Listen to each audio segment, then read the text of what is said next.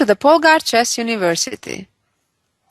In this lesson, I'd like to show you a game, an evergreen game, that was played by the first official world chess champion, William Steinitz, against von Bardeleben in Hastings, 1895. It's a very typical example of why to castle early in a game and why not to leave your king in the middle of the board, and of course, when somebody does, how to take advantage of it. Let's see the game. Started out e4, e5, knight f3, knight c6, and the Italian game bishop c4, bishop c5, and here white has various ways to play, but the most ambitious, most concrete play starts with c3, immediately trying to position a second pawn in the center, namely on d4. Black continues, knight f6, and white plays d4, gaining time by attacking the black bishop. Black trades, white trades, and bishop b4. So far this is a famous, still often played theoretical line, and here white can go in two different directions.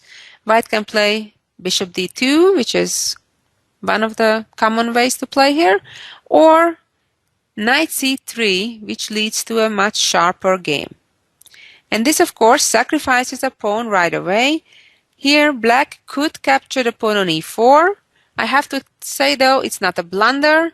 It leads to quite an interesting game after that, when white castles and gives up the pawn and gets a strong initiative. In this game, remember, it was played over 100 years ago. Black chose to play d5, which is a mistake. We learned from this mistake, and that's how theory developed, and today we know in all opening books that deal with this opening, they would tell that black should play knight e4 and d5 is a mistake. However, in those days, they didn't know it yet. Pawn took on d5, knight took back, and white castles. White would be glad to give up the pawn on c3. First of all, it wouldn't take long to win it back. For example, if knight takes c3, pawn takes and bishop takes, white would have the opportunity to play bishop takes f7, with the idea that if king takes, then queen b3 check immediately gives a fork and wins the bishop back, while black already lost the right to castle. If black does not take the bishop right away but moves king to f8, then white could play queen b3 right away, attacking the black bishop, and after bishop takes, check, almost checkmate, black needs to block the check, and then rook e1 would lead to white's win. Let's go back to the game position, and here taking on c3 with the bishop first wouldn't help much either, because then after knight takes c3 things are even worse after queen e1 forking the knight and the king.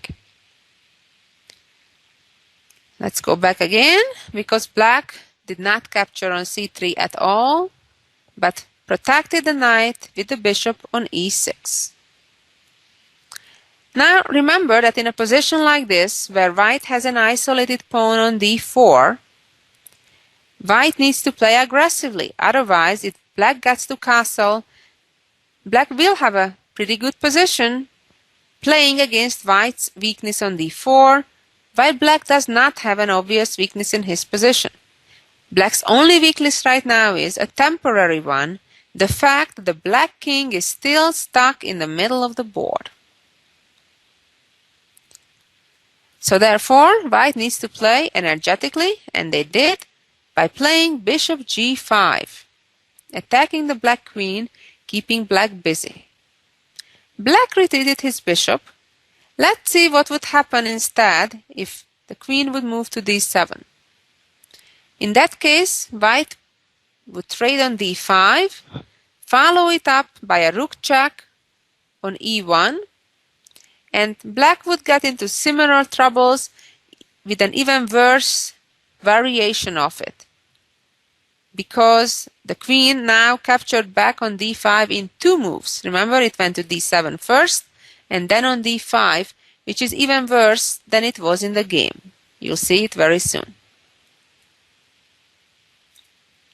Going back to this position, black continued with bishop e7.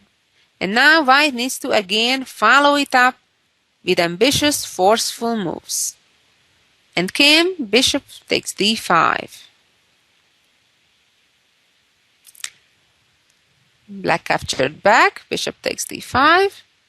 And now came knight d5.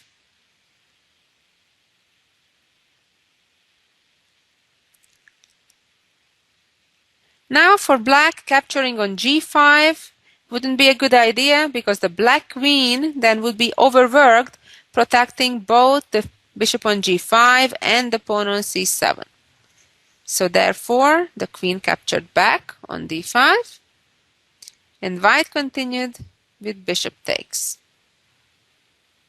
Capturing with the king, of course, is playable, but would strip black from the right of castling. Black captured back with the knight. And now a very important move, a very typical move, putting the rook on the open file, but more importantly, pinning that black knight and preventing black from castling, because if black would castle to either direction, the black knight would be hanging. If black would try to solve that problem by simply retreating the queen and then to castle, then white would follow up by playing queen e2, still not allowing the king to castle, without losing the knight, of course. Black continued here by playing f6, and came queen to e2. Similar idea as I mentioned earlier. Now if the black queen protects the knight from d6, then queen b5 comes, giving a fork and winning the pawn on b7. Because after queen c6, queen b4 would follow up, and now the only way black can hang on to his knight is with the queen, but then already the pawn on b7 would be hanging. Let's put it back and go back just a couple of moves. Black in the game played a bit better by playing queen d7, preventing that check on b5. And in this position, actually, white did not play the most accurate move. According to later analysis, white was even doing better by playing rook d1, according to Zaitsev. And now, if black is trying to get out of that pin and castle artificially by moving the rook to e8 and then hiding back with the king on g8, white could continue with queen c4 check. And after knight d5, a very elegant combination. Can you find it? Before you go further, try to figure it out on your own. And now, knight e5 check. And after takes, white won a pawn, about to win the knight back. If black would try to hang on to the knight, of course, another fork would come with e6. Very nice.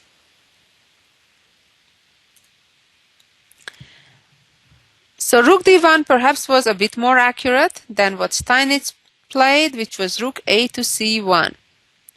And here, black made the mistake that probably already cost him the game.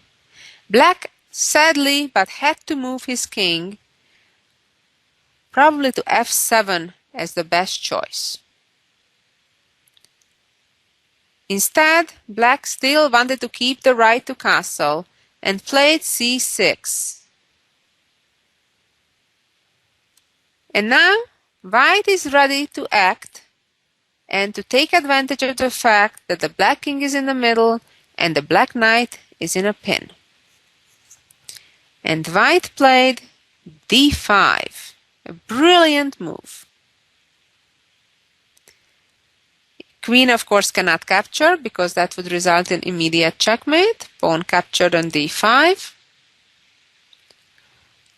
And now white makes a centralizing move, improving the position type of move by knight to d4.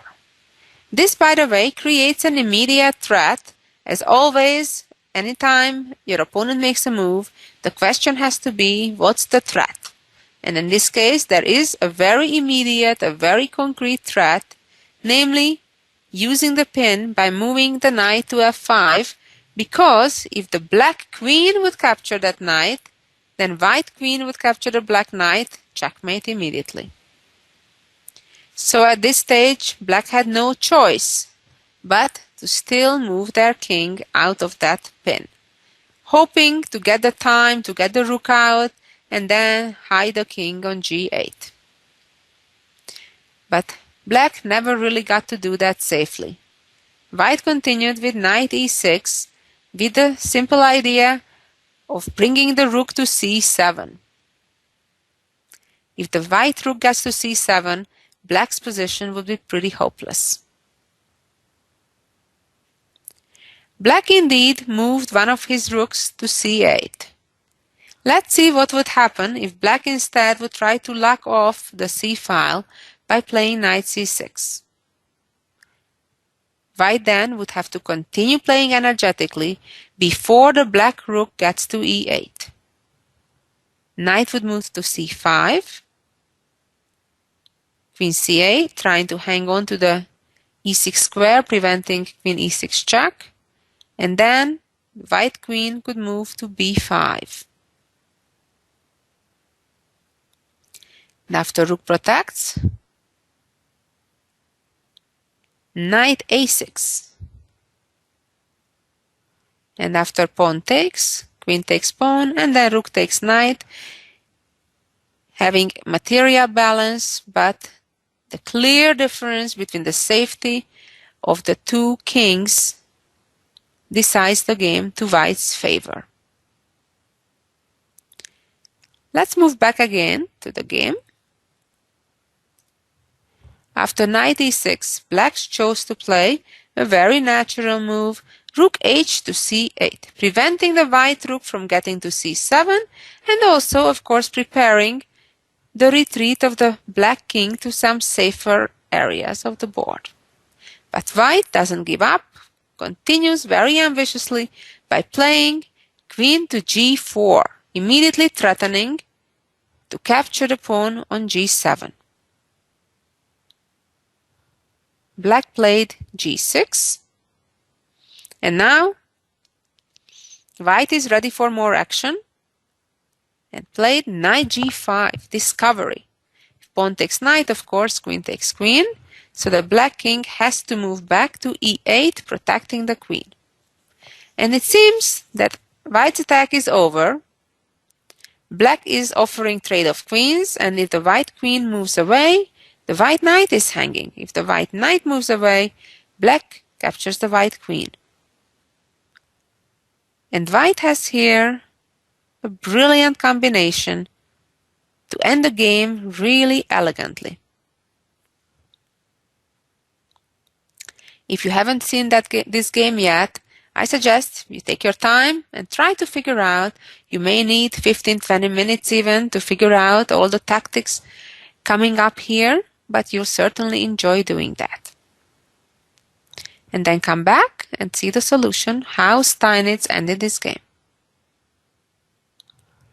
Played rook e7, a brilliant move, using the momentum that the black queen cannot safely recapture, because that would allow rook takes rook, and then queen takes rook. If the black king captures the rook, then white would continue with some more forceful moves. The black king needs to hang on to the queen, king d6. White would follow up with queen b4.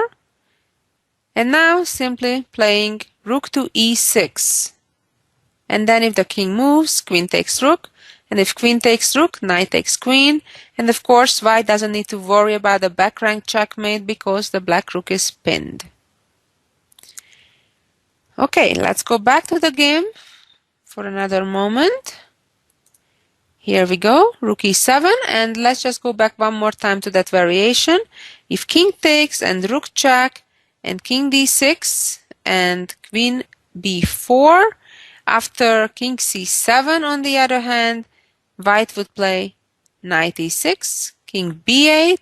Seems that the black king almost gets to hide away, but not quite, because the white queen comes back to the other side of the board and gives a deadly check. Let's go back again to this game situation where black played a very tricky move, king f8, leaving the queen to be taken, of course, with the idea that if white takes the queen, then rook takes rook on c1 and checkmate. At first, in fact, it seems that white is still in trouble because if you look carefully, all of the white pieces are under attack. The white rook on c1, in fact, if a black rook gets there, it's going to be checkmate. The white queen is hanging, the white rook on e7, and the white knight on g5. What a position! Incredible, right? And yet, white has an amazing way to win here by playing rook f7. Beautiful. If queen takes rook, again, rook takes rook on c8 and white wins easily. So black again moved the king out of the check. And believe it or not, white still continues with the chase by playing rook to g7. Amazing. If queen takes rook, then again rook takes rook. The king cannot take the rook because then queen takes queen will be a check. And black would no longer have time to move his rook down to c1 and checkmate himself. What happens if now the black king moves back to f8? Then white would be ready to give a check with the knight, forcing the king to g7, and then queen takes queen check, or of course king e8, even worse, checkmate immediately with queen takes queen. So after rook g7, black went further and went to the corner with the king. And what to do now?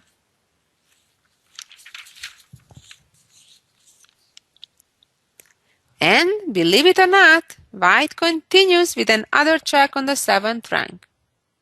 And here, black actually disappeared from the tournament hall without resigning and just left and eventually lost the game. What would have happened if he would have continued? Well, here is the trick. Still go back, and now if the king goes back to h8, the king already is on an open file, so the white queen can help the attack, forcing the black king finally to capture that rook.